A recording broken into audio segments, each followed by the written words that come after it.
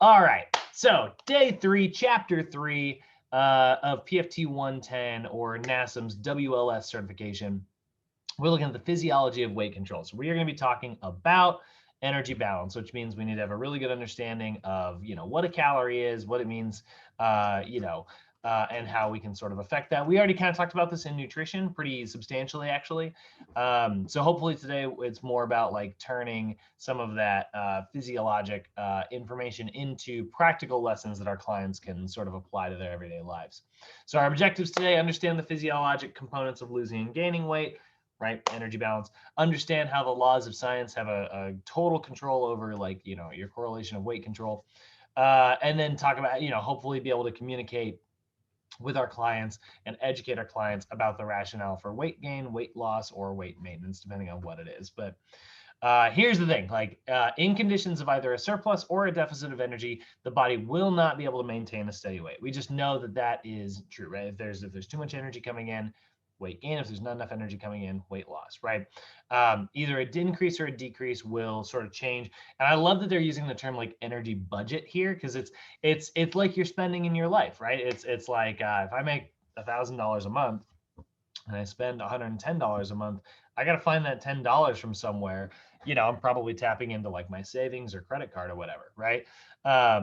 So I'm getting that money from somewhere, but it doesn't mean that I'm like I have like a surplus, right?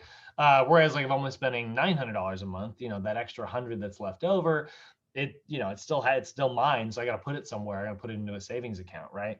Your body kind of does the same thing, right? If you don't bring enough calories based on how many you're burning, your body's like, well, I gotta, the body doesn't just shut down, right? We're not like a machine that runs out of gas and then just quits moving. We keep going, and so our body's like, all right, well, I'm going to make up this energy from somewhere. I'm going to peel off a little bit from those fat cells there. I'm going to use the glycogen that we have stored, and in extreme cases, I'm going to break down some of that muscle mass, because the muscle mass is what's burning the most calories, right? So if you continually tell your body it's not getting enough calories, it's going to get rid of the thing that burns the most energy, which, in this case is muscle mass. Our muscle mass burns, we saw yesterday, like 4 times as much energy as fat mass, which is why, if you have somebody who weighs, let's say you get somebody who weighs 180 pounds and they're 10%, lean, right?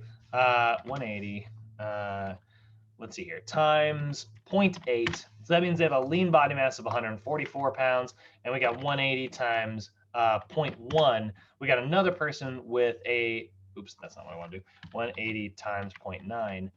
All right, so in scenario 1 here on the left, we got somebody who has 144 pounds of lean mass, and over here we got somebody who has 162 pounds of lean mass, right? So they both weigh the same. So maybe they did their calculations on like a website that tells them how many calories they're burning. And they both, they're both on the same diet because they're trying to maintain their weight. This person here has got, 18 extra calories or 18 pounds worth of body that is burning 4 times as much energy as 18 pounds of this person's body, right? Even though they happen to weigh the same. And so like that could be a very substantial difference, right? Let's see here. How about how much and how many calories does each pound of body weight burn? I gotta find the correct formula for this. Not that one. Not that one. Man, the way I Googled this, it's all just like 3,500 calories. Yeah, we know it's 3,500 calories. Let's see here. BMR formulas compared. Oh, got one by NCBI. Love that. I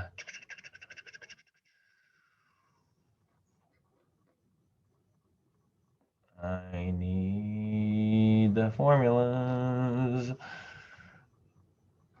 I could just go through and find my other PowerPoints. They got them in there.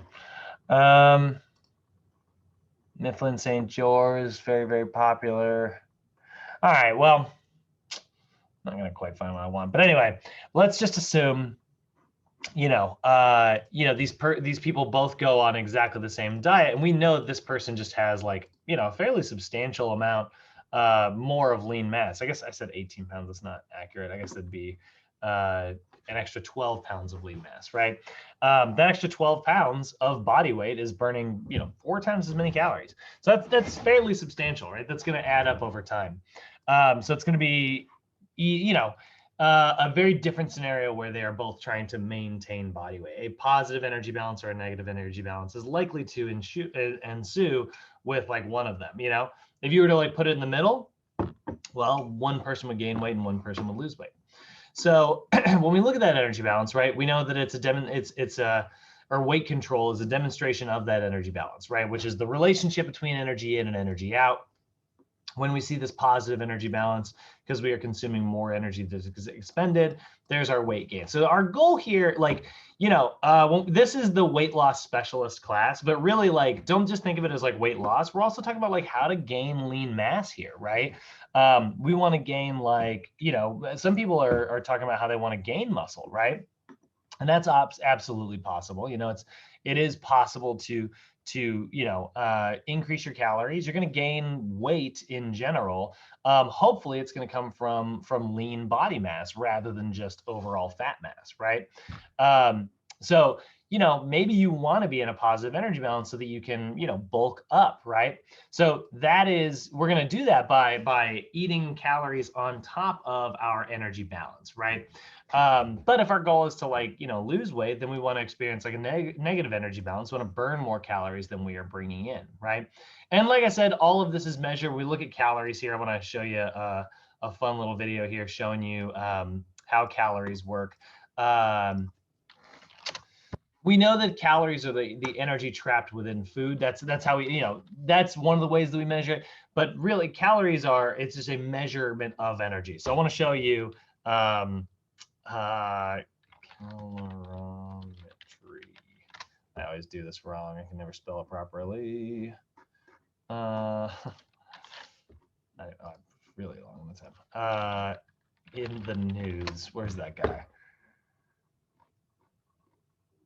Oh, hold on. Calories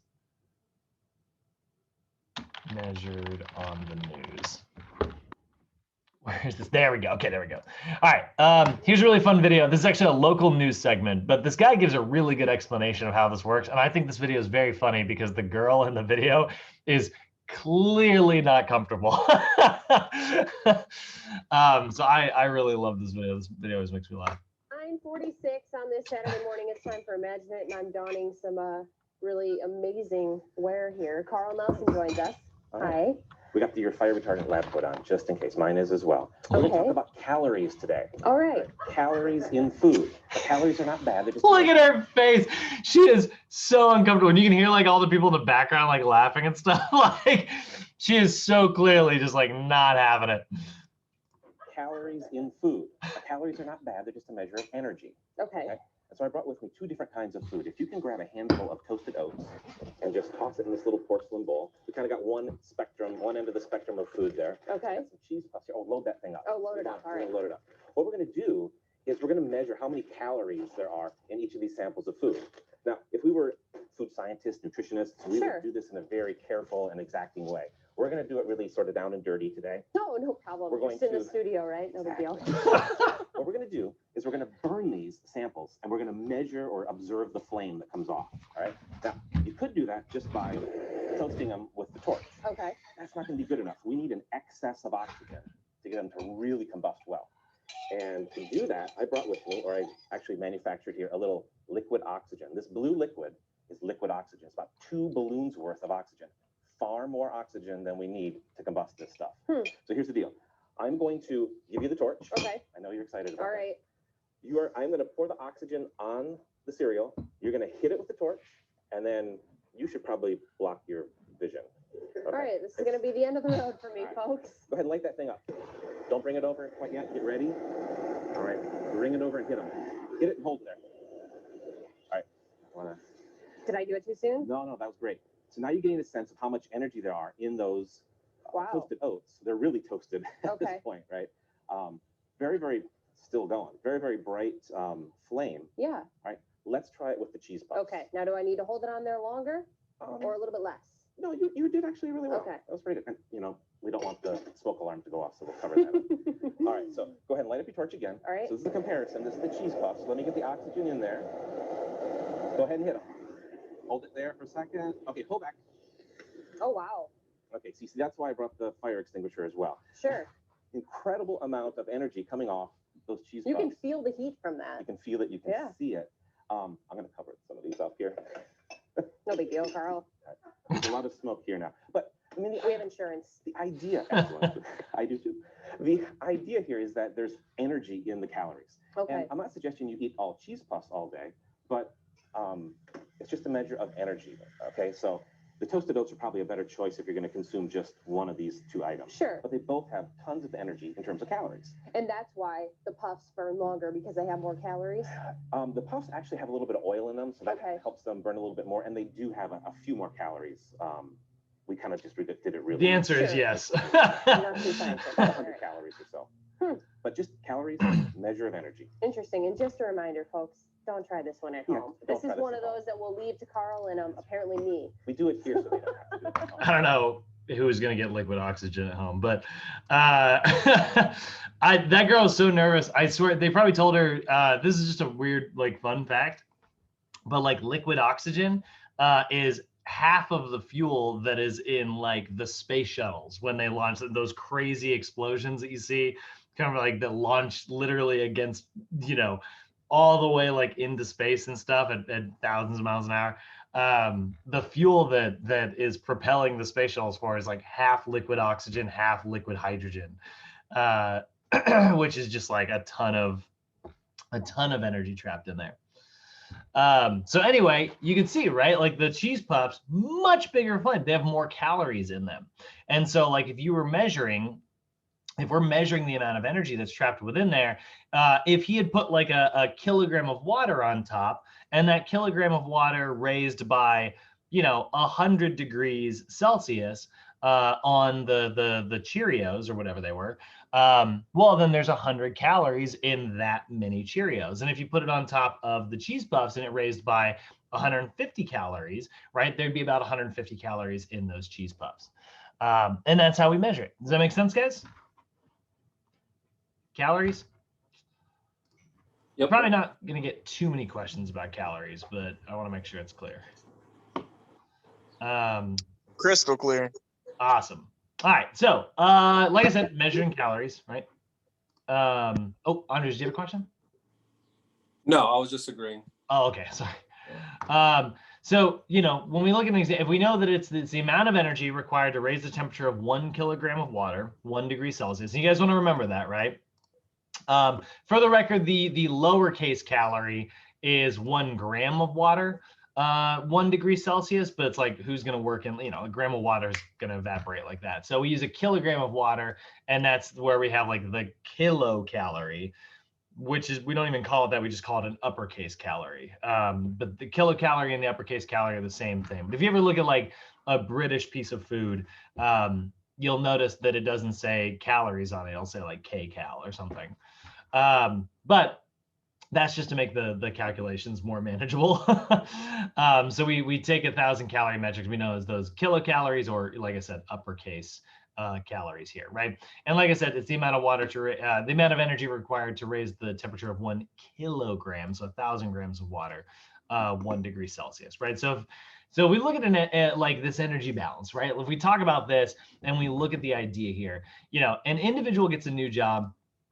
They no longer take the stairs at work every day. Their job is less active, and they begin, their job is less active, and they begin burning 50 calories less per day than they originally were, right? So they get a new job, and now there's no longer like stairs at their new job, wherever they're working, maybe it's on the ground floor. And so then they also have a relatively sedentary job. And so like maybe they're just burning like 50 calories less per day. I mean, like, think about like how low 50 calories is, right? Like, here's another fun little video. I queued up like a lot of it. I'm going video crazy today. we look at like the idea of like what 200 calories looks like. Here's a really fun little video that kind of highlights and just shows you. But you think about like burning just 50 less calories per day, right? Just 50. That adds up to, we look at that. That's going to be, 5 days a week is how often they're going to work, right? So that's 250 calories less per week. And we also know there's about 3,500 calories in a pound of fat. So it may take as little as 3 months to gain 1 pound of fat because this person hasn't changed their diet, but they did change their lifestyle, right? So, we know 3,500 calories divided by 250, that's going to take about 14 weeks to basically gain 1 pound of fat. And then what will eventually happen is they'll gain enough body fat that their body is now burning 50 more calories per day. And so now they'll be in an energy balance, so they'll stop gaining weight, right? So by gaining 1 pound every 14 weeks, right? Eventually their body gets to a place where it's like, I guess we could look at that. Let's say it was me as an example. We'll go BMR calculator. Right? And so we go 32 male, 6'1", 175. Right, let's take a look and say this is me, right? So I'd be burning 1798 per day, but then I gain a pound. So we need to get to 50, right? So that'd be 18. I need to it'll be 1848. All right, so we'll go 176. 1802. Let's take it up to 180. 1820. Let's take it up to 195. 1888. So I went too high. 190. 85. 186. So I will have to weigh 186 pounds. That is a 11-pound weight gain before that 50 calories that changed in like my lifestyle, right? Not taking the stairs, sitting more at my desk, right? That I'll have to gain about 11 pounds before eventually that body, that weight will stabilize, right? And then the amount of energy out versus energy in will actually equal. And this is what we kind of see here, right? Or we could make like a caloric adjustment and consume 50 less calories per day. That will balance everything out, and then the weight will maintain stable. But here's like a fun, kind of highlight exactly what 200 calories sort of looks like here. Healthy and be aware of our calorie intake through the day. But have you ever stopped to think about what those calories look like? For example, this is 200 calories worth of apple. On the other hand, if we take 200 calories of cheese, it doesn't look quite the same in terms of volume. Throw 200 calories of wine into the mix for a nice wine and cheese, and you have 3 very different looking versions of 200 calories. Now compare that wine to beer or rum, and you have 3 very different party nights for your stomach. Or how about the eggs you had for breakfast? Compare that to 200 calories of sweet cereal you had the other day, or even some oatmeal, and they're bound to seem a bit different. But if you had gotten a sausage and egg breakfast sandwich, you'd be looking at even less. Broccoli? You may be surprised by the amount you can eat before you hit 200 calories. Not to mention, this stuff is packed with nutrients and a great source of fiber. A slice of pizza? Less than a slice if it has pepperoni on it. And what about the classic Big Mac? Try a 200-calorie small Mac. And since calories are simply units of energy, with the calories of 217 Big Macs, you could drive your car 35 kilometers. So wait, what is a calorie? Specifically, a calorie is the amount of energy or heat it takes to raise the temperature of 1 gram of water by 1 degree Celsius. We need energy to survive, and we get it from food. Carbohydrates, protein, and fats are the building blocks of our food, and each contribute a different amount of energy to our bodies. The average person needs somewhere between 2,000 to 2,700 calories a day, depending on factors like height, weight, gender, and age. And some foods, like peanut butter, are calorie dense, filling this requirement faster. Or that muffin you ate as a snack, chances are its calorie content is higher than you thought. And those irresistible Doritos, don't lie, you ate the whole bag. Unlike celery, which has very few calories, giving you lots to munch on. Or carrots. Just remember this picture right here. Those irresistible Doritos. 600 calories on this plate right now. 200, 200, 200. Don't lie, you ate the whole bag. Unlike celery, which has very few calories, giving you lots to munch on. Or carrots. not so much Hershey's Kisses. And if you're eating salad to limit calories, watch out for creamy dressing, particularly French dressing.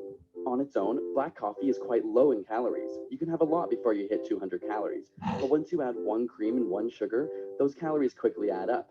Turn it into a specialty drink like an iced peppermint white mocha, and you might be shocked at the amount left. But just because something has less calories doesn't necessarily mean it's healthier or better for you. Take, for example, this 200 calories of Coke versus 200 calories of whole milk. While it's true that the Coke contains fewer calories per liter, you can't forget that milk contains many nutrients and healthy fats. Or like brown bread versus white bread. Yes, whole wheat bread often contains more calories per slice, but it also contains more nutrients and fiber. So counting calories isn't the be-all and end-all, but thinking about what goes into your body is bound to make a difference. At the end of the day, eat a healthy and balanced diet. And if you'd like to see even more 200 calories... Kind of fun, right? I mean, look at how we get a lot of different ways that we can sort of adjust to hit like our energy balance. But this is where I do want to mention what we call the first law of thermodynamics here. This is one of the universal constants in the universe. Locked myself into a corner on that one. So the first law of thermodynamics basically states that energy in any isolated system will remain constant and cannot be recreated, although it can change form. Basically, what this is saying is that energy can change form from one version to another version, but it cannot be created or destroyed in like a closed system. So this is not 100% true because actually the Earth is losing mass constantly every day. It's all just being sucked into space. So the planet's getting a little bit lighter all the time. But let's say it's not. Let's just, for the sake of argument, let's assume that the Earth is totally constant and it's not losing any energy at all. Well, it's crazy. All of the stuff that's on the Earth, like, that used to be friggin' dinosaurs and giant, 20-foot tall sloths and stuff, like all the energy that is all the same energy that's on the planet right now. Like you and I are made up of, all of the friggin' asteroid dust that hit the planet, millennia ago. That's all the exact same stuff. It's just changed. It looks very different than it used to, but the amount of energy is actually the same. So in the human body, we are constantly converting chemical energy in the form of like food, which is nothing more than like the energy from the sun. Like the sun is bombarding the planet with energy. Plants are capturing that energy and turning it into like, their body, and then we're eating those plants, right? Or, an animal is eating those plants and then we're eating the animal. Either way, like we're getting our energy directly from the sun. It just has to change shape several times before it finally gets to us, right?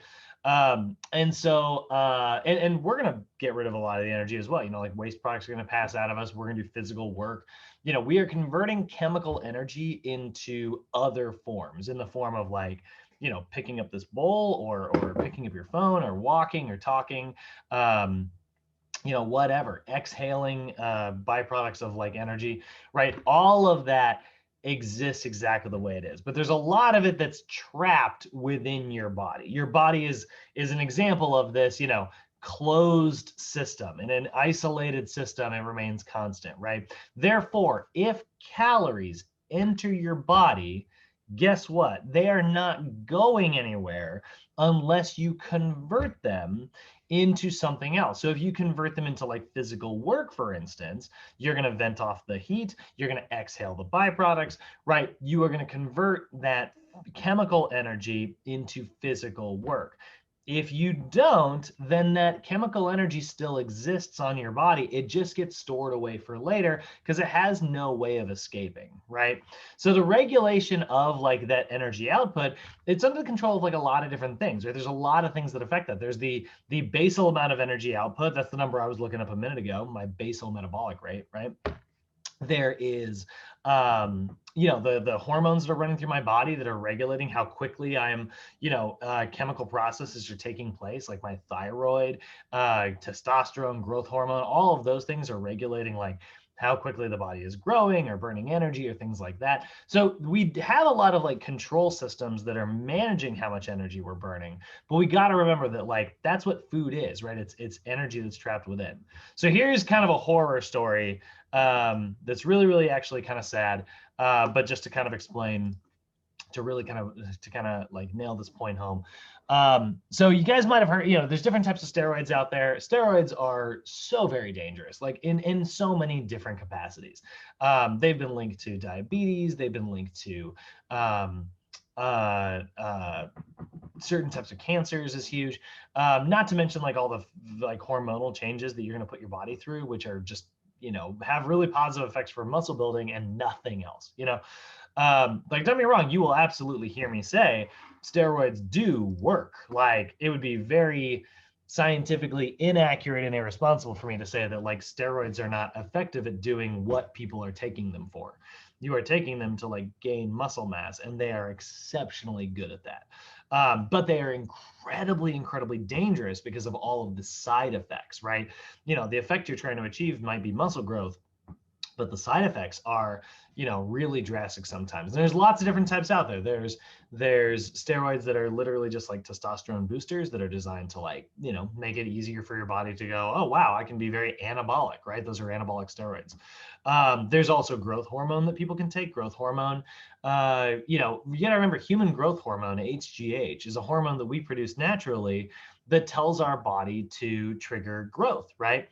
And, I think that they should relabel it. They should call it HSGH, human stuff growing hormone, because that's a much more accurate way to put it. If you put human growth hormone on stuff, it just causes those cells to multiply and grow.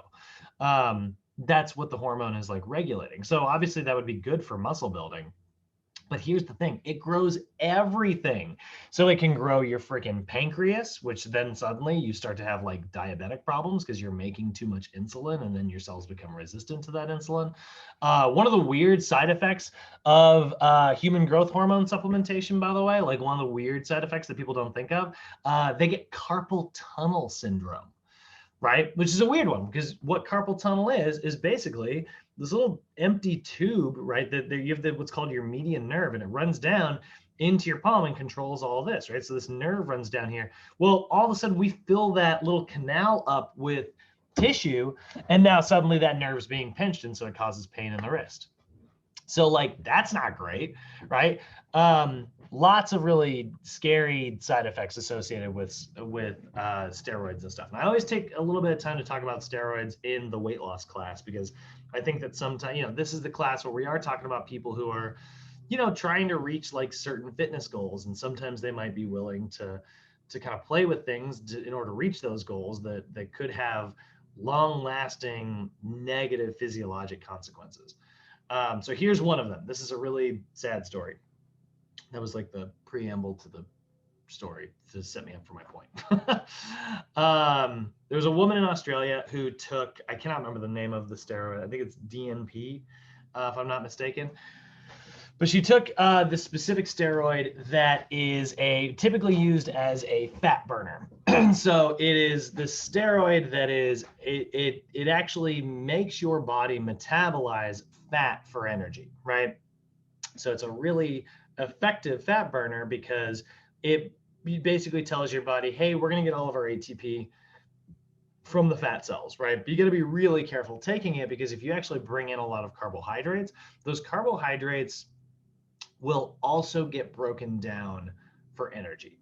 So now suddenly you've just got this, and people will describe, they feel like they have massive amounts of energy because they do, right? Their cells are just producing all this energy, and they're like, I feel so amped up, like let's go, which can further even help with weight loss because now suddenly you're burning a bajillion calories every day because you're just bouncing around and you're really jittery and stuff.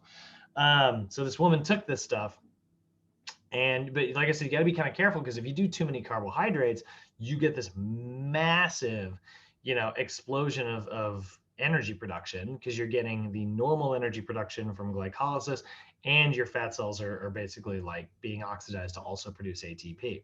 Now remember, ATP is in the form of energy, and this energy can't go anywhere. It's trapped within your body, right? So what happens to energy when it can't be converted into mechanical work? Well, it's just kind of burnt off as excess heat energy. And so what ends up happening is just like this energy is basically being released in the form of like heat, right?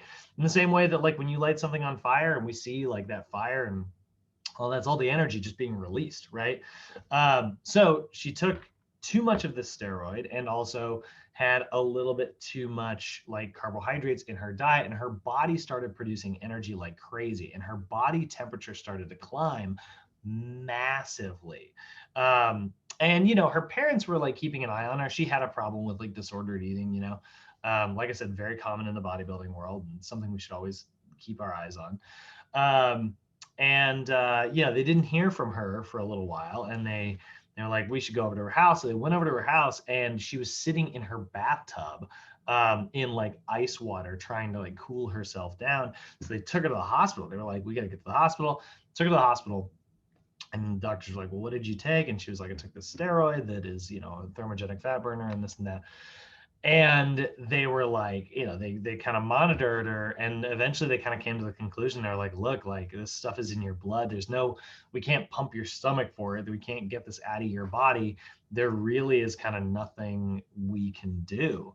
And eventually, tragically, this woman overheated and, you know, died because your cells can only survive. You know, she basically had a fever. But throughout her entire freaking body. So that is, you know, again, one of the reasons why like steroids are so dangerous, but that kind of highlights for you that energy, right? That energy from food, it has to go somewhere. Normally, we don't overheat. Normally what happens, our body converts that energy into a stored form and we hold on to it for later in the form of glycogen, maybe new muscle tissue or body fat, right? Those are the ways that we store stuff. But if you constantly just burned all of that up, it would literally just overheat our body. So that's kind of the first law of thermodynamics here, right? Energy cannot be created or destroyed if it is in a closed system. It can just change form from one shape to another. So I can take a hamburger and convert it into triglycerides and then store those triglycerides on my body, or I can convert it into mechanical and chemical work and then move my body a whole bunch, right? But either way, our job is to help our clients find a way to have energy balance. How you guys feeling so far? Questions? Comments about that terribly horrifying story? Nope. Feeling good? All right. So let's go ahead and look at. Yeah. Okay. So let's take a look at our estimating our energy needs. So you'll remember we talked about estimating our energy needs, right? We talked about like basal metabolic rate and things like that.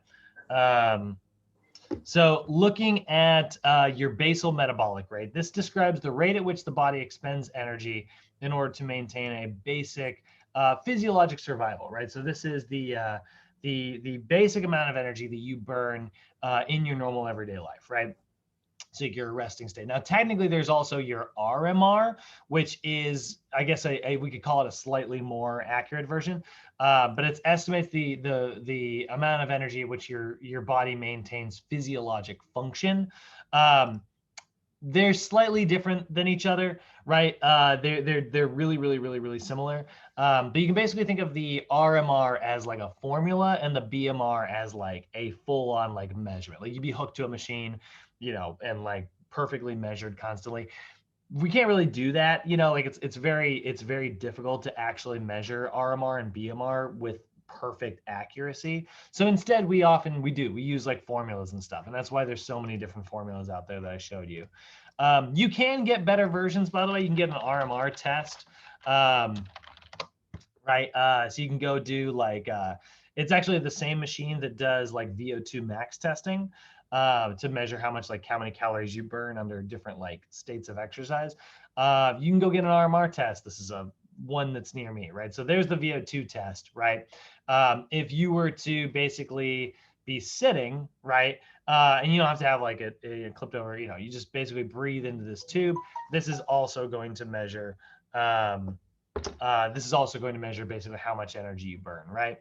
So both are really good tests. If you get a chance to do these, I actually do really recommend it. I think that they are really cool versions that kind of take some of the guesswork out, and it's something you can see like has it changed over time. So maybe you like do both of these every like maybe 6 months, like twice a year, and then you're like, hey, my VO2 max is improved. That means that my cardiorespiratory fitness is improved, and my RMR has gone up, which means I've gained, you know, lean muscle mass and things like that. And basically both of them are using this machine to measure, you know, how much oxygen is coming in versus how much CO2 is going out, and that can give us a really accurate version. But you know, at the end of the day, we do the formula. If the program's not working, then we make adjustments, right? And we know that like, okay, great, like our math was a little off, or we're not burning quite as much energy as we thought.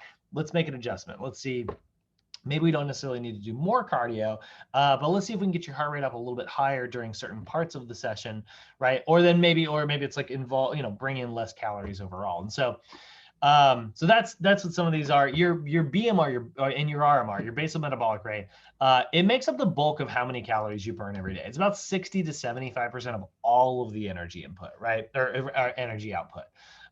So one of the best ways to develop a negative energy balance, or you know, one of the things that you have to overcome to develop a positive energy balance, in order to like lose weight or gain weight, is to find ways to increase your basal metabolic rate. So for those of you who are like hard gainers, you're like, I've always had a hard time like gaining muscle. Chances are you're just not bringing in enough food. You need more calories because like you've got probably a really high RMR, really high BMR, you know? If you tend to like struggle gaining weight, consume more calories. You know, bringing in more calories is going to make it easier for you to put on that new lean body mass.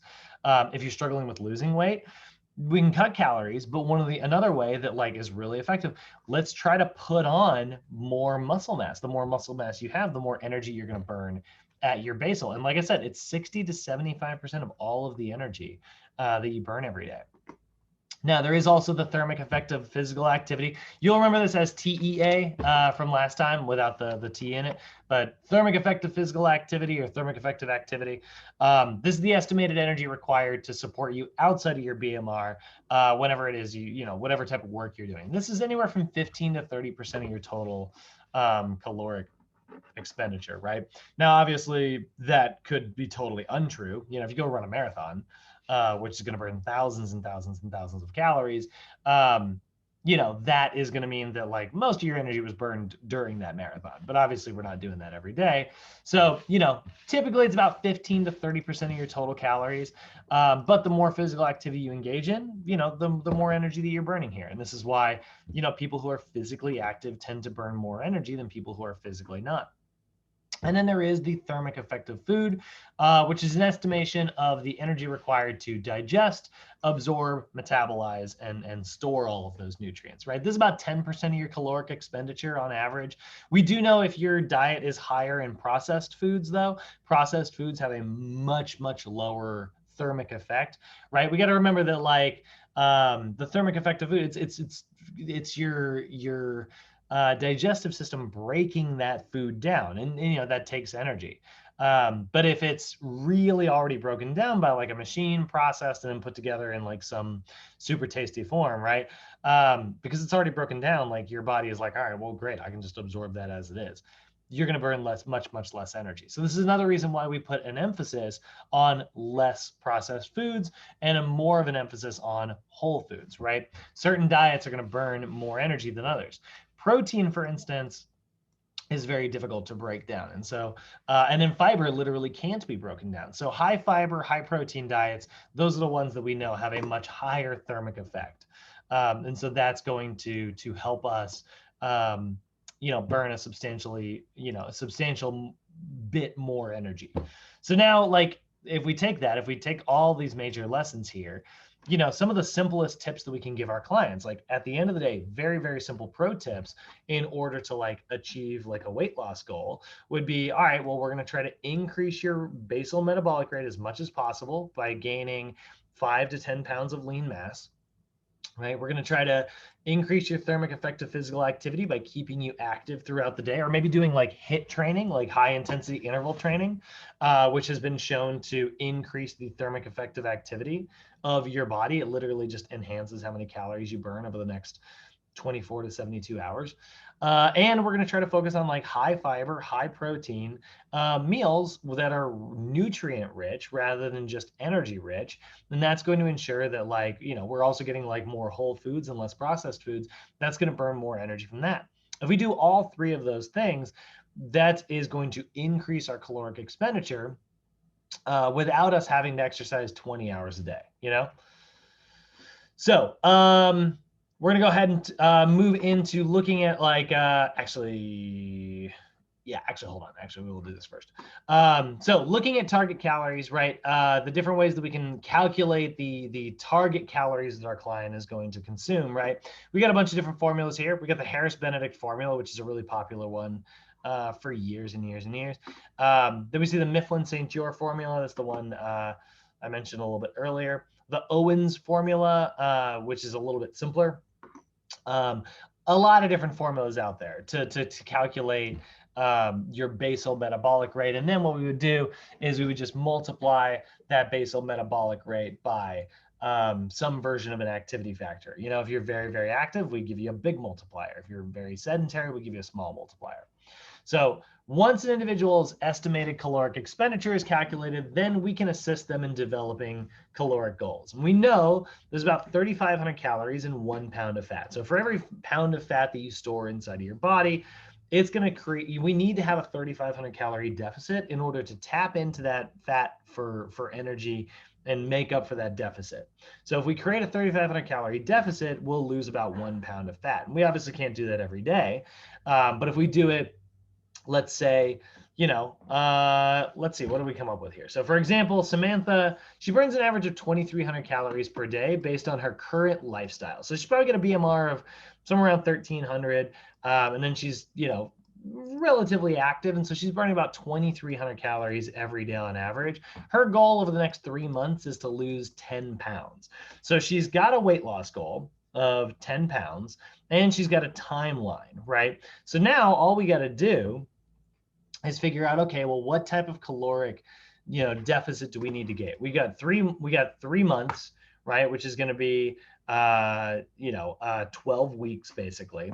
And so we know it takes 3,500 calories in 1 pound of fat. She wants to lose 10 pounds of fat. So 3,500 times 10 pounds, she needs a 35,000 calorie deficit to occur over the next 3-month period.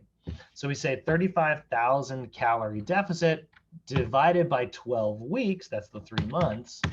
That means that she needs to have about a 2,916 calorie deficit every week in order to reach her goal. We know there's 7 days in a week, so we divide that by 7.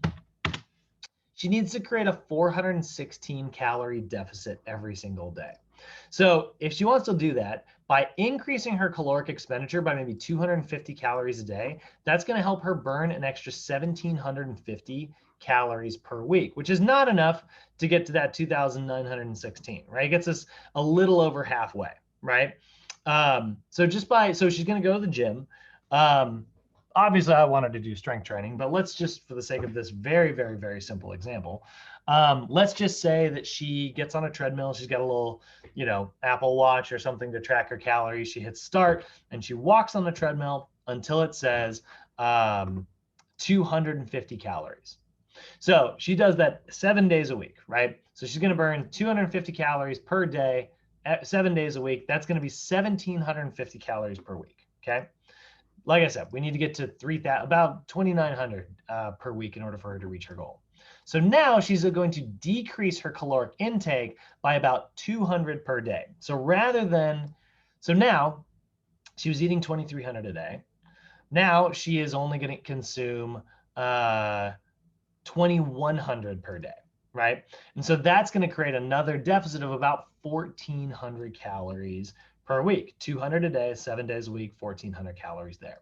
So the deficit created by the increased activity and the deficit created by the consumption of less calories is going to be about 3,100 150 calorie deficit per week. And if we do that, 3,150 times 12 weeks, that's going to be a total deficit of 37,800. We divide that by 3,500 because that's how many calories are in 1 pound of fat. She's going to lose about 10.8 pounds overall. I know we got mathy, but how did you guys hold up on that? Does that all make sense? The examples are up here, hopefully. That helps. But she created a deficit from eating less. She created a deficit by moving more. So a total deficit of, about 450 calories per day. Okay. Now here's the thing. Here's what kind of sucks.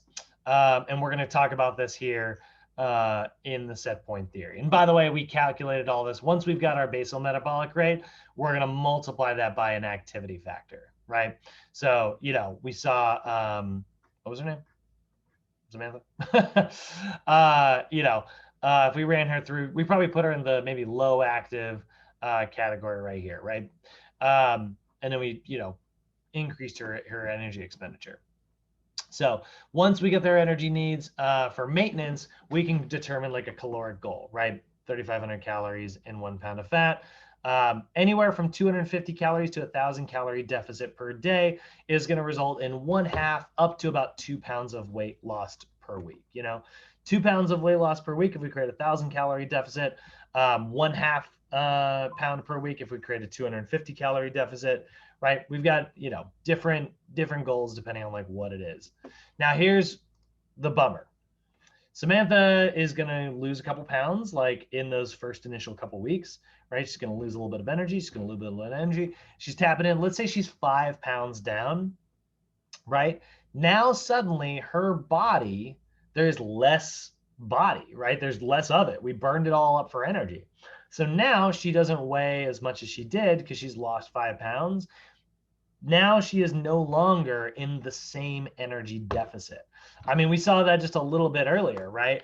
Again, if I go back to this BMR calculator, we saw this person right here is 25, 5'10", 160 pounds. They're burning 1,770 calories per day. Let's make them 190 pounds. We'll put them in the slightly overweight category. So they're burning 1,853 per day, at 190 pounds. And remember, we're multiplying that by an activity factor. So if they're exercising 4 to 5 days per week, that means that they are, burning 2,715 calories per day. But what happens if they keep exercising 4 to 5 days per week and they've successfully lost 5 pounds? Let's make this 185, right? Oh, that's 1,185. We make it 185. They're going to go from burning 2,715 calories per day to burning 2,682 calories per day. That's about a 50 calorie difference, right? 50 calorie difference, 7 days a week. That's a 350 calorie. So now this program where they were losing 1 pound a week, now after they lost 5 pounds, they're only losing 0.9 pounds per week, right? Because their body there's less body, less energy consumed, right? So that is where we start to run in to some of the ideas of why it is so difficult to lose weight. Because unfortunately, the closer you get to your goal, the harder it is going to be to create these caloric deficits that we're talking about. So I want to show you some videos that kind of talk about this. And then we'll talk a little bit about like what makes we want to go on the total opposite direction and talk about how to gain muscle mass. But here we go. Here's a video talking about why weight loss can be so challenging. Losing weight is hard, like really, really, really hard. The overwhelming majority of people who try to do it don't succeed or end up gaining back what they lose, sometimes more. And that's not just because pizza is amazing. It turns out your body actually pushes back when you attempt to slim down. The fat stored in your adipose tissue is a super energy-rich substance that your body can use in a pinch to fuel your cells. If you can't eat for whatever reason, or you just need a little extra energy to grow or reproduce, your body can turn to your fat. which is why from a survival perspective, having some fat is actually a good thing. Still, you'd think that losing weight would be pretty straightforward. Just eat less than you need and force your body to use up some of its fat. Then go back to eating a normal amount when you're the size you want to be. But the body doesn't want to lose its energy buffer, no matter how large or small it is. So when you cut calories, it reacts in ways that ultimately make it harder to lose weight. A lot of the pushback is driven by changes to hormones. One of the most important is leptin, a hormone secreted by your fat cells. The larger your fat cells are, the more leptin they produce. So when you lose weight, leptin levels drop. Parts of your brain, like your hypothalamus, interpret less leptin as starvation, and they jump in and start telling your body to conserve energy and to eat more to rebuild those reserves. Other organs also use hormones to complain to your brain about the decrease in fuel intake. Your stomach tells your brain it's not getting filled by increasing levels of the hormone ghrelin. At the same time, your pancreas secretes less insulin, which regulates blood sugar, and amylin, which signals fullness. So when you cut calories, ghrelin levels rise and insulin and amylin levels plummet, signaling your brain to increase appetite, making you feel ravenous. In addition to changing how hungry you feel, a suite of studies have suggested your brain responds to these hormonal changes by making you more aware of all the food you're not eating, and upping the pleasure you feel if you do cave in. Meanwhile, the rest of your body becomes more energy efficient. For example, your muscles change where they get their fuel. When your muscles need energy, they generally use a mix of stored fat and circulating glucose. But when you're on a calorie-restricted diet, they rely more heavily on glucose, so they end up pulling more energy from the foods you eat instead of those fat stores you're trying to lose. They also make other small changes to become more efficient, and so do other tissues in your body. And here's the really annoying thing. This hormonal starvation signal doesn't stop when you stop dieting. That makes sense for leptin, since it's based on the amount of fat you have. But other hormones, which generally respond to food intake, can stay on that slower production cycle even when you return to normal eating. And these hormones can stay altered for years. So even when you've stopped restricting calories, your body continues to act like it's being starved, which is a big part of why people who lose weight often gain it back. To make matters worse, even regaining the weight doesn't shift your body out of energy efficient mode. In general, the smaller you are, the less energy you need to fuel everything. But it's not a simple linear relationship. How much energy you use per kilo at any given body weight varies depending on whether you've ever been heavier or skinnier. And this effect could be clearly seen in a 2016 study, which followed contestants from a televised weight loss competition for 6 years. In particular, the researchers looked at the participants' resting metabolic rates, the calories their bodies burned at rest. It's basically a measure of the minimum amount of energy needed to keep a person's cells running. After the 30-week contest, the 14 participants lost an average of about 58 kilograms, and their resting metabolic rates dropped by about 610 calories per day. In the years that followed, though, they gained back an average of 41 kilos, and their metabolic rates didn't go back up accordingly. They ended up burning 500 calories a day less than they should have at their final weights, which means to lose weight in the future, they'd have to restrict themselves even more than they did the first time around. Lots of other studies have come to similar conclusions. After people lose weight, even if they gain it back, their bodies simply use fewer calories per kilogram than similarly sized people whose weight hasn't changed. And that means they have to eat less to stay at that weight than people who were never heavier, and they gain weight faster if they do overeat. It's not yet clear just how long all these anti-weight loss changes last, or if they ever completely go away. But not everyone experiences the same degree of resistance from their bodies. Scientists are still trying to figure out how a person's genetics, the foods they eat, and other factors affect how they respond to dieting. But given how fiercely the body can fight slimming down, it's no wonder so many people struggle with it. Thanks for watching this episode of SciShow, and thanks especially to our patrons on Patreon. Your continued support is what allows us to make educational videos like this one. If you like what we do and want to help us keep doing it, you can learn more about joining our patron community at patreon.com/scishow. So, so that kind of shows you like what they've seen is that people will, experience like massive amounts of weight loss, but then their body, they'll do it in such extreme ways. This is what happens with like crash dieting, right? People will consume, very, very, very little calories compared to what they should be consuming. And it has these really negative long-term effects. That's what I was kind of mentioning earlier. We were talking about like Stephanie Buttermore, right? Like she, basically was in such a low caloric deficit. Her hunger levels, like, you would think that like hunger is something that would go away after like just a little bit of effort, right? Like it's like, wow, I'll give myself food and then I'm not hungry anymore, right? She would eat until, massive amounts of food, like massive amounts of food. and still feel absolutely crazy hungry, because the hormones that are regulating like her hunger levels were going crazy. They were like, look, we just never get food. So your body is like, we just need to constantly bring energy in. Your body goes into this mode where it's like, what are we, we must be stranded on a deserted island, right? Like clearly there's not enough food here. And so like the only way to help us survive is to make sure that we are constantly premeditating and thinking about food. And that's sometimes where like that hunger comes from. So this is what we're talking about, this idea called set point theory. And like I said, this is a theory. This is something we're still kind of studying here, right? But it's basically the body's internal biochemical processes and regulatory control systems decrease in order to resist deviations away from current body weight. Your body stored this energy and it is trying to maintain it. It's trying to keep the energy that it stored, right? And so what happens is it resists body composition changes, right? Deviations from this set point, your body will resist those changes, whether that's gaining weight or losing weight. For people who are like hard muscle gainers, right?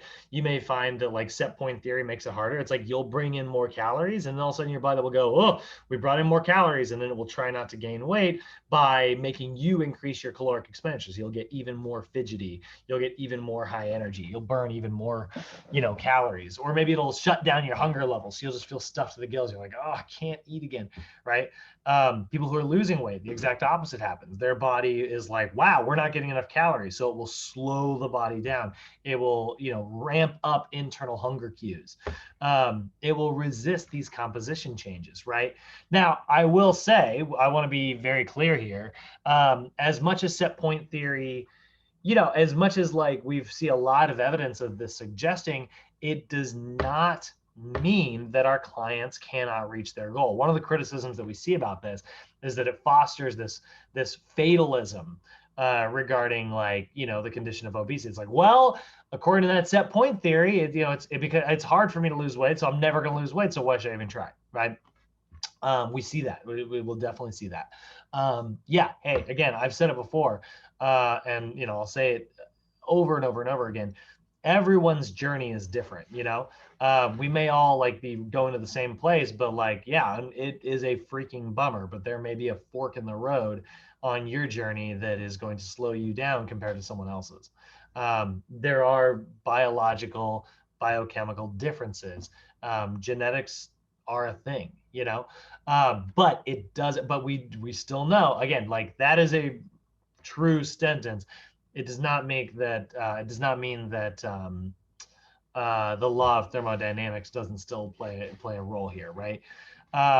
So one of the things that we see, one of the reasons we see this set point theory is going to be energy gap. As people lose weight through energy restriction, the body requires less energy to run. So that's the slower metabolism, right? There it is. God, I was looking for this number earlier. It's about 8 calories per pound. So you're going to burn about 8 calories less per pound per day, simply by, every pound that you lose, right? And that's why it's really important for us to redo our numbers. If I've got a client who's on like a weight loss program, we've got to find numbers to like adjust those as like they get closer and closer to their goal. Me personally, I like to readjust every 4 weeks. I think that that's a really effective way. So a lot of times my clients will experience like a lot of weight loss in the first week, maybe the first 2 weeks, and then like a moderate amount in weeks 2 and weeks 3 and 4. And then I will like readjust, or I'll sometimes do like a cheat day or two, and then readjust again. And those cheat days, there's a lot of science behind those being very effective as well, because like it allows your body to kind of go, oh, I guess we're not on a deserted island. There's no reason to panic, right? We also see non-exercise activity thermogenesis play a role in this set point theory, right? So energy gap is one, right? Your metabolism slows as there's just less you to burn energy. Well, there's also like, this describes the number of calories that are burned through normal activity. The video we watched a couple of days ago talking about like, one person takes the stairs, they park very far away from the grocery store, they have a standing desk, one person's burning a lot more energy than the other person who tends to be more sedentary. And so we see like, you know, bouncing the leg, fidgeting. Individuals on diets, you know, when you go on a diet, your body is bringing less energy in, so your body will actually slow down some of those other systems. So if you were a very fidgety person, you might find that you're a little less fidgety because your energy is lower, right? That will also result in weight loss plateaus or weight maintenance, right? This concept, NEAT, is going to come back again when we give off our plateau chapter. But that is a big one that we see as well. There is also what is known as hyperplastic obesity. Hyperplastic obesity is the production of more fat cells. So here's the thing, right? Remember, fat cells, adipocytes, they store triglycerides in their outer shell, their little outer sac, right? But they only can store so many. So if you get to a point where you fill up one adipocyte, it will go, oh, yes, I guess we need another copy of this. And so then it will divide, and now you'll have two fat cells, and now they can both be filled up again. In clients who have experienced massive amounts of weight gain, who have maybe been obese for, you know, several years, might experience hyperplastic obesity, which is why it is actually easier for them to regain body weight, because these fat cells are there.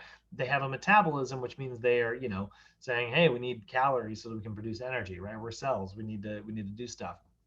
And for the most part, like once you have those cells, they're very difficult to get rid of. Now, that being said, again, remember, an adipocyte, like 90% of its size can be that outer sac. And so, like, you know, does it mean that because you've been obese, you can't like lose that and shrink the weight? You know, is there a reason to like give up and try to like not no, of course not. That doesn't make any sense, right? They shrink down to 90%, you know, 10% of their original size. Like that's substantial. But it is something to be aware of, right? Like if you have been obese in the past, your capacity for regaining weight is possibly higher than someone who hasn't. And then there is like metabolic efficiency. This is the interesting one, but it's a decrease in metabolism associated with weight loss. This is where literally the RMR or BMR, you know, drops in response to weight loss. There's a lot of disagreement on this. The video we just watched talked a little bit about how the RMR dropped in certain individuals, but there are a lot of factors at play there, right? Again, like if they do not have like a very muscular metabolism, right, and it's just like a resulting body weight, you know, on extreme diets, we know that we lose muscle mass in addition to fat mass. But when you lose a lot of muscle mass, that's burning a lot less energy. So is the metabolism actually slowing down, or are the things that make up our metabolism just simply, you know, do we just have less of those things? Me personally, I am on the on that side of the fence. I don't think necessarily your metabolic rate goes down in 90% of cases. Obviously, there are people who have done really extreme diets, like really dangerous crash diets for really long extended periods of time. And yeah, that may play with your metabolism over a very extended period. But do I believe that like, you know, it ruins it for life? No, I think that there's a lot of ways to kind of get that back in, but it may involve like, you know, accepting the fact that we may have to gain some weight, you know, and go off of our diet for a little while in order to kind of, you know, experience an unplateau. Those are some of the things that we see there. Now, really quickly, I do want to flip this conversation around because this is all just talking about like weight management. You know, the idea here is we are looking at weight management in this class, not just weight loss. This is a weight loss class, but I know there's plenty of students out there who are interested in muscle gain. So I want to show you one of my favorite videos. This is a TED Talk video. This is one of my favorite videos because it has my favorite quote at the end of it. Like I want to get this tattooed. But here we go.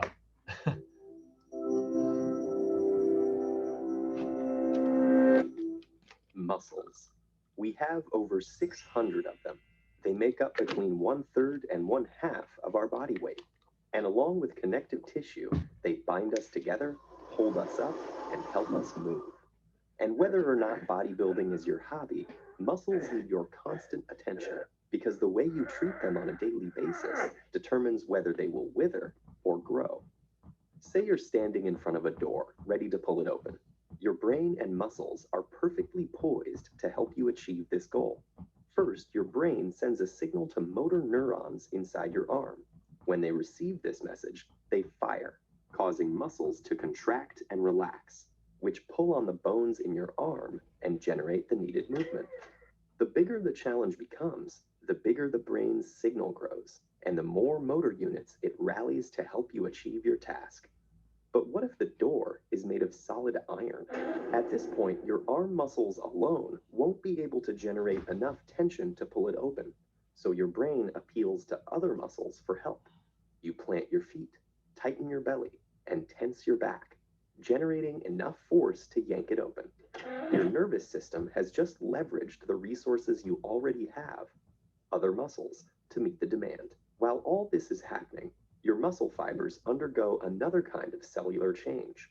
As you expose them to stress, they experience microscopic damage, which in this context is a good thing.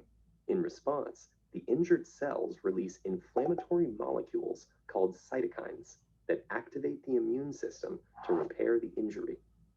This is when the muscle building magic happens. The greater the damage to the muscle tissue, the more your body will need to repair itself. The resulting cycle of damage and repair eventually makes muscles bigger and stronger as they adapt to progressively greater demands. Since our bodies have already adapted to most everyday activities, those generally don't produce enough stress to stimulate new muscle growth. So to build new muscle, a process called hypertrophy, our cells need to be exposed to higher workloads than they are used to. In fact, if you don't continuously expose your muscles to some resistance, they will shrink, a process known as muscular atrophy. In contrast, exposing the muscle to a high degree of tension, especially while the muscle is lengthening, also called an eccentric contraction, generates effective conditions for new growth. However, muscles rely on more than just activity to grow. Without proper nutrition, hormones, and rest, your body would never be able to repair damaged muscle fibers. Protein in our diet preserves muscle mass by providing the building blocks for new tissue in the form of amino acids. Adequate protein intake, along with naturally occurring hormones like insulin-like growth factor and testosterone, help shift the body into a state where tissue is repaired and grown. This vital repair process mainly occurs when we're resting, especially at night while sleeping. Gender and age affect this repair mechanism, which is why young men with more testosterone have a leg up in the muscle building game. Genetic factors also play a role in one's ability to grow muscle. Some people have more robust immune reactions to muscle damage and are better able to repair and replace damaged muscle fibers, increasing their muscle building potential. The body responds to the demands you place on it. If you tear your muscles up, eat right, rest, and repeat, you'll create the conditions to make your muscles as big and strong as possible. Here we go. It is with muscles as it is with life. Meaningful growth requires challenge and stress. That is like the greatest quote. Like, you know, in terms of like personal achievement, I freaking love it. And it's just like in the end of this video, like I've looked that quote up and it's like never, it wasn't said, it's not meant to be like super profound or anything, but like that is like a quote that I live my life by. Like it is with muscles as it is with life. Meaningful growth requires challenge and stress. You know, it's hard, we get better at it, and then it's not hard anymore. You know? It always amps me up. I'm literally gonna get that, like, I'm gonna get that tattooed. All right. So causes of obesity, right? Yeah, obviously genetics is gonna play. Genetics do play a significant role in determining like your weight status. For instance, you know, certain individuals have like a predisposition. You may have heard this as like your body type, right? You'll hear like your body genotype. You'll see what is, okay, let's get a picture here, please. Body mesomorph, endomorph, ectomorph. So you'll see like this is a very common thing you'll hear people say. You've got like the ectomorphs, which are sort of those natural long skinny types. You got endomorphs, which tend to be a little bit broader. And then you have like your mesomorphs, which tend to be kind of in the more athletic, much more muscular versions.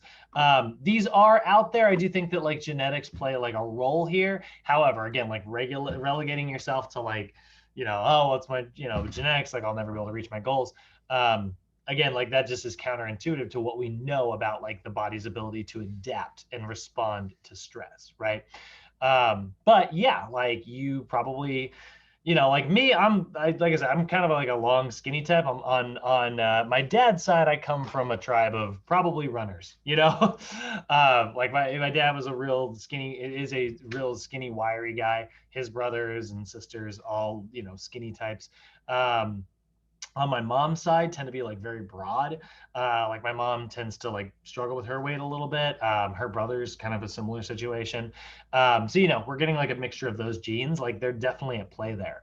But I think that there's other factors as well. It's not just always like your genes. Sometimes it's also like, like there is obviously like these underlying instincts that we're all stuck with. Like, I love running. I don't think that is, I think that is probably like hard grained somewhere. I like endurance exercise. I get really bored very easily. I get ADD during my workouts. If my rest period's too long, I'm like, I gotta be doing something. I start to go crazy, right? Whereas other people are like stimulated intellectually by lifting really heavy. They're like, this long rest period gives me time to tune in and like I'm gonna get amped up and like centered for my next set, and that's great. I think like whatever motivates you and like keeps you in the gym consistently, I think that you should do that. For me, it's going for a run regularly. For somebody else, it might be doing so. I'm not very good at meditating, but I firmly believe it's incredible for you. I like to meditate by going for like a little jog. I like to be alone with my thoughts doing that. So I think that like, yeah, genetics are there, but I also think like what you grew up around, I think there's a lot of environmental factors as well. We are going to see, right? Hunger is one. Hunger is going to be a cause for obesity. Some people are very food motivated. I tend to have the appetite of a freaking baby bird. So I tend to get really full really easily. And it sometimes is difficult for me to like get enough calories in if I am on like a weight gain program. That can be really challenging for me sometimes. Other people, not so much, right? Some people, they're like, nope, it's great. I'm very hungry all the time. That's great on a weight gain program, but very difficult on a weight loss program. So this is where we have to have a conversation about satiety, right? Satiety are the sensations of satisfaction that you get from food. It triggers, it helps you determine like your intermeal period. Are you very satisfied? Are you very unsatisfied, right? So this is going to be controlled a lot in part by two hormones that your body makes called leptin and ghrelin. Leptin is a protein. It's a hormone that your body, that signals that you've gotten enough energy stores, right? So by bringing in enough calories, your body will trigger the production of leptin, which will tell your brain, hey, we're good down here. We got enough energy. You can slow down, right? So increasing ways or finding ways to increase like your leptin production is a really great way to make it easier for you to stick to your diet. And there's actually a lot of really interesting research for how to do this. Eating frequently is one. Eating off of a plate is another one, and finding a way to make your meals look more appetizing is also another one. One of my all-time favorite stories that I've ever heard is where they did a really interesting study where they brought people in and they were like, okay, we are going to give you some meals and we want you to tell us how filling these meals are and tell us, how satisfied you are at the end of the meal. Okay. And what they did is they were like, there's one rule. You are not allowed to pick your plate up to consume. Like you have to leave it on the table. That's what a weird rule. But here's the reason. They started this dinner with tomato soup. Group A was the control group. They gave them an amount of tomato soup. They ate the tomato soup. They moved on to the main course, blah, blah, blah, whatever, right? Group B was the test group, and they had pumps underneath the table that were putting more tomato soup into the bowl without the subjects realizing it. So they were pumping more and more soup. What they found was the group that actually consumed more soup actually felt less satisfied and felt more hungry at the end of the meal. So they described the meal as being less filling, even though they consumed 2 to 3 times as much soup as the first group. Now, why is that? The theory was that, and they tested this along with some other experiments as well, but their theory was that one of the ways our body will produce leptin, the hormone that triggers us to feel full, is actually seeing food disappear. So your brain actually watching something disappear off of a plate or from a bowl and seeing it disappear is actually one of the things that triggers leptin production. So how many of you guys, and I know we've only got 3 people on the call today, how many of you guys eat potato chips out of the bag? All the time. Right? Pretty tempting, right? It's incredibly convenient. I would try this. Try this as an experiment. Next time you got potato chips, see how long it takes you to go through that bag, how many sittings, right? Maybe it's like, maybe you eat a whole bag in like one sitting, hopefully not. See how long it takes you. And then next time commit is be like, all right, this whole bag, I'm never going to eat chips out of this bag unless I put it into a bowl first. And you notice how many more sittings it goes through. Your body, when it sees food disappear, actually makes more leptin. And this, we've actually known this for a very long time. This study was an experiment to see. They actually did another part of that experiment where they also gave one group food on really, really large plates, same volume of food. And then the other group, they gave them on very small plates. Both groups got the same amount of food. But the group that ate on the really small plates felt fuller because the plate looked fuller visually, just it's optical illusion of like being a lot versus very little. They watched it like disappear. It made it seem like they were eating more food. The group that was eating on a large plate, totally the opposite. They felt more hungry at the end of the meal. And it's part of this leptin and ghrelin. Your body will produce leptin when it feels full. So that's one of the ways we try that out, Andres. I encourage you to give that a shot. Weird experiment, but it will totally change how you eat. Is it like a placebo type of method? I wouldn't necessarily call it a placebo because it has like a real I mean, it's placebos are like where you do nothing and then it tricks your body into doing. I guess yeah, maybe it's a little bit of a placebo.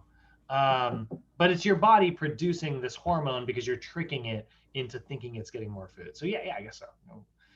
I don't know. Okay. I have to look at the definition of placebo again. So that's kind of a fun one, right? And by the way, like food companies know this. When you look at like, potato chips, you will notice they are always like foil. You cannot see through them. They do not want you, they want you to consume more food.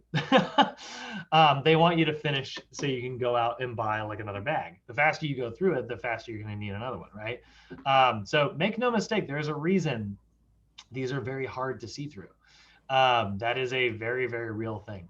So that is a big part of this. Like your hunger levels, your satiety levels, that's a big part of like what will determine how much food you are consuming. Ghrelin is the exact opposite, by the way. Ghrelin is a protein. It's a hormone that stimulates your hunger. So obviously hormonal differences are huge here, right? So there's a lot. That's one of our tricks. One of our tricks is to encourage your clients to eat off of smaller plates. One of our tricks is to encourage them to always eat food off of a plate or from a bowl. I had a client who is just, he is an ex-client, but obsessed with family style meals. He was like an anthropologist in school and stuff. Like he studied anthropology, so he's fascinated by like cultural reactions to certain things. So he's always into like experimenting and trying everything. And so he'll go to like a restaurant and order like a little bit of that, and he'll order like 20 different things and try little bits of all of them. And it's like, I would constantly be like, that is an exceptionally unhealthy way to consume food. Like I get it, like it's fun and stimulating, but like if your goals are weight loss, that is literally like the worst thing that you can do, because like you have no idea how to track how many calories. Your brain is not getting any signal in regards to like how much it has consumed. Hormonal factors, obviously, they play a big role. Stress hormone is one. I mean, obviously, we've got testosterone and estrogen, which are, hormones that facilitate the growth of certain bodily tissues. So huge effects there, right? But they also can determine, you've got thyroid stimulating hormone. Your thyroid is going to determine how much your metabolism sort of running and releasing energy. But there's other hormones as well. Looking at like cortisol, for instance, which is a stress hormone, right? Stress that causes inflammation. It causes like fat building, muscle burning, right? Remember, cortisol is a stress hormone, right? And but for the record, like cortisol is a good thing. Your body wouldn't make it if it wasn't like good for you. Unfortunately, we just live in a world where we make way too much of it. Like cortisol is supposed to help us get up and run from a bear when it's chasing us, like your body's like, oh, adrenaline and cortisol, we are stressed, let's get the hell out of here, or hey, like we're in a low calorie environment, maybe we should like move, like let's go to an area where there's more seeds and nuts and animals for us to like hunt and consume. Like, let's get out of here, right? Like those are our stress hormones. They're designed to like, they're protective mechanisms. We evolved them so that like we would live our lives in a healthy manner, right? But unfortunately, like we still have that old hardware, but we've got new software. Like we're living in an environment where now it's like you're like, oh my God, I forgot to pay my credit card bill today, and all of a sudden your body's like, what? We forgot to pay the credit card bill? You mean we're in an environment where we don't have any calories? We should go eat something. And it's like, no, that's not the same. So your body makes this stress hormone, right? What? My girlfriend is upset because I forgot our anniversary. God, we should totally eat something. Like these are stress hormones, right? And unfortunately, cortisol is a big one that, will burn off muscle, because muscle is a very metabolically active tissue type.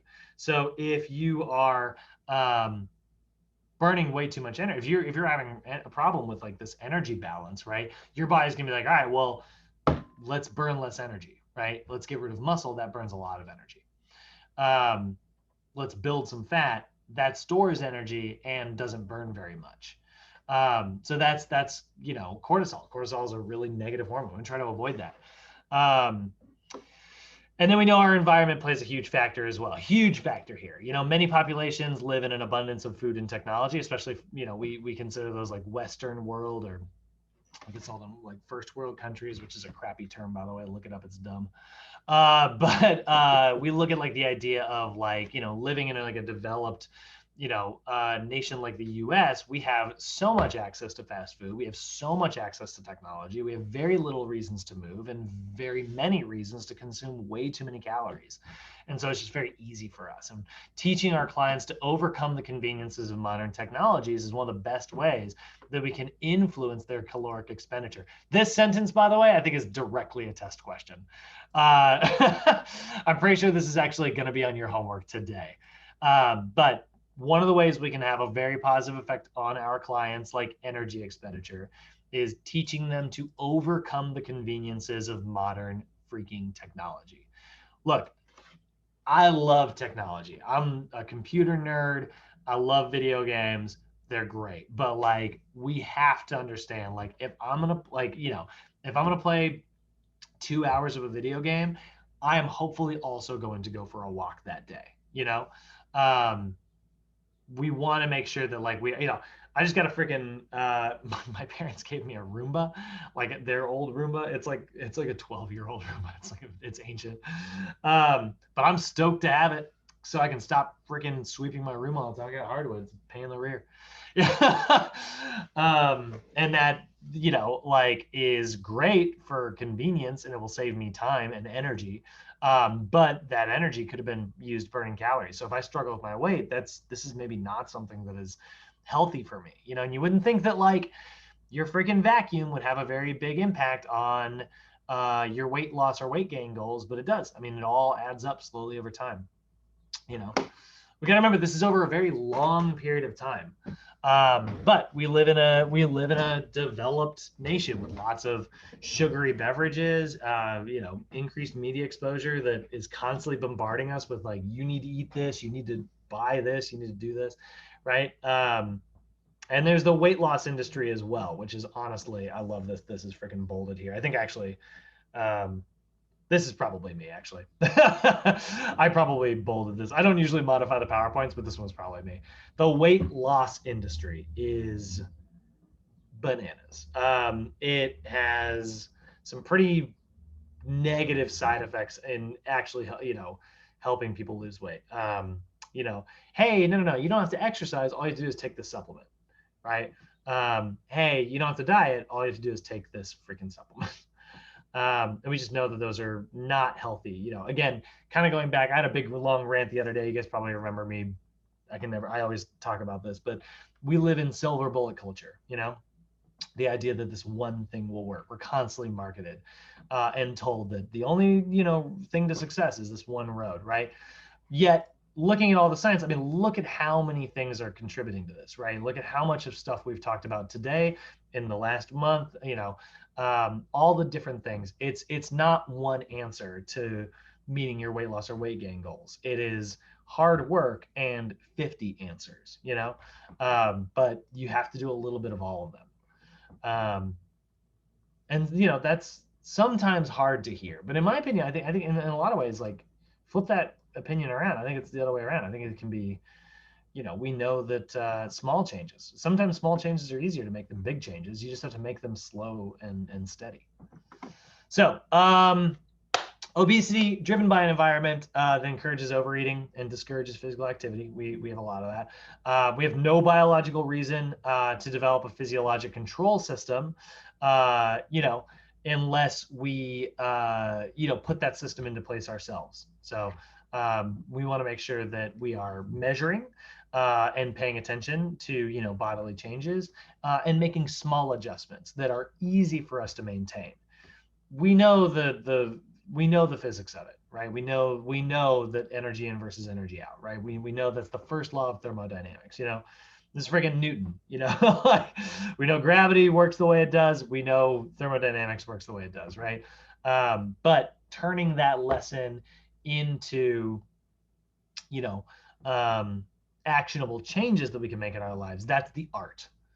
So we can control all that through like our daily choices.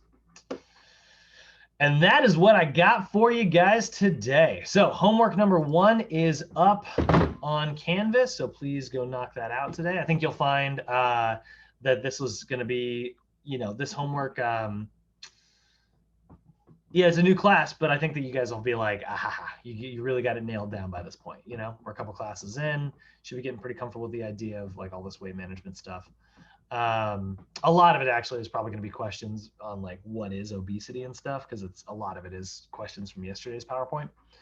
But any questions, comments, or concerns, guys? Andres, Cody, Kenny, how you guys feeling? Feeling good. Love it. Cody, Kenny, how about you guys?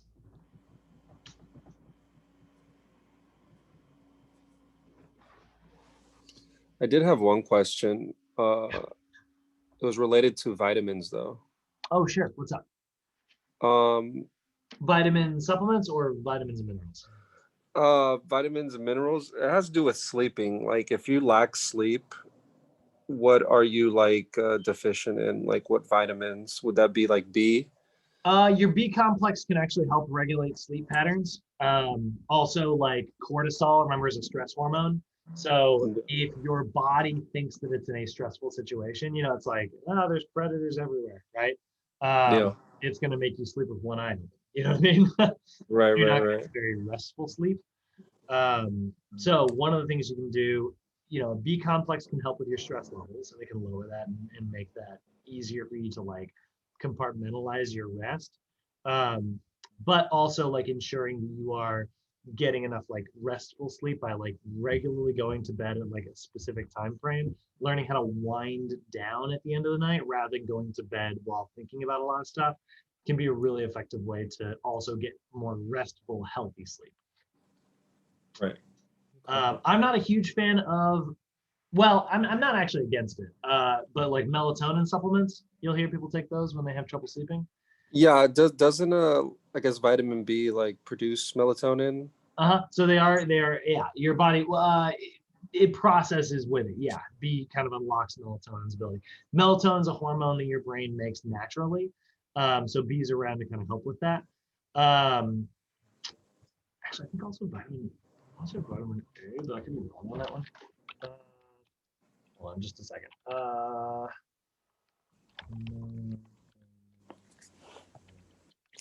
Man, you've shown me today that I really need to eat a lot better. Right. It's hard, right? I mean, and honestly, it's hard. It's vitamin D, not vitamin A. So vitamin D and your B complex are both really, really helpful. And remember, you get vitamin D from the sun. So a lot of times people will start taking melatonin supplements and they'll take it as if it is a sleep pill, which is totally different, totally different processes. A sleep pill is like a man-made like chemical that is similar to certain things that bind and it makes you sleep, right? I used to take that every now and again, and Yeah. I've always hated that. Yeah, right. Oh, dude. Oh, that stuff hits me like a 10. I don't know what it is. Certain medications. Yeah, like there's muscle relaxers that my mom used to have that I used to have to take, but I couldn't take a full one. I had to take like at least a quarter of it because if not, I'd be gone. Yeah. Oh man, I remember taking NyQuil. I've only taken NyQuil probably 3 or 4 times my whole life. But one time I took it, and I took it and like I like woke up and I was awake, but like and I was awakened at like I was fully conscious and like acting relatively normal, but my eyes would not stop jittering and they were just constantly trying to like focus because they were just trying to like roll back and go back to sleep. And it was crazy. Whoa. I dozed for like 4 or 5 hours after I woke up. I mean, it was like I was just like, and my teeth were achy, like all this like other like side effects, and I was like, I'm never taking this again. Damn. Yeah, my dad had a similar story actually. After I was born, he was up like crazy for the first couple of nights and stuff, and finally, my mom encouraged him to like take some NyQuil or something to get a good night's sleep because he actually sucks at sleep. My dad's terrible at sleeping, and he like passed out at work. He is a furniture. He owns a moving company, but he fell asleep in the moving blankets in a wooden crate, and someone picked that crate up with like a forklift and stacked him. And like my mom called my dad used to work with my grandpa. And he like called my grandpa. He's like, "Where's Mark?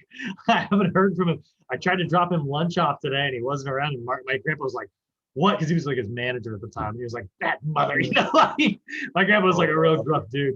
He was all mad, and they all went hunting for my dad, and they were like, "Where is it?" They couldn't find him, and he woke up like 9 hours later, like after the warehouse was closed and everything, and he was just like up in this crate. It's crazy. Unbelievable! Wow. Yeah. That was like I was like a couple weeks old when that happened. Right. But yeah. So anyway, melatonin, vitamin D, and your B complex are going to be really helpful. And here's how if you do want to take melatonin as a supplement, a lot of people will just take it to help them go to sleep, and that is totally not how it works. As a supplement, if you are taking it, it is something your body already makes. It's a hormone that your body, so you're just trying to boost your levels, So the trick to doing that, and what melatonin is it's a hormone that your body makes when it sleeps to help you understand your circadian rhythm. So we've got melatonin, serotonin, we've got all these hormones, and a lot of them help us look at sunlight and understand what time of day it is. Right. So, like as a biologic creature, we are not nocturnal. Humans are very much like daytime creatures. So the more light there is in the sky, our brain is wired to feel awake. But we screw that up with like cell phones because the blue light that comes from these is very, very similar to daylight. And so it actually triggers the production of, hey, we should be awake right now. It's noon in our brain.